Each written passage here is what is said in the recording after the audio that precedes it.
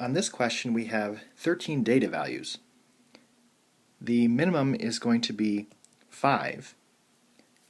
The max is going to be 32. The middle of the data is right here at 22. So the median, or Q2, is 22. So we have 6 values on the left and 6 values on the right. So the middle of the first half is going to be the average of 11 and 16. So 11 plus 16 divided by 2 is 13.5. And then the middle of the second half is right here. So Q3 is going to be the average of 27 and 30.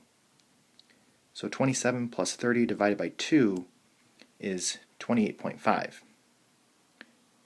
And then lastly, to find the IQR, we want to take 28.5 minus 13.5 to get 15.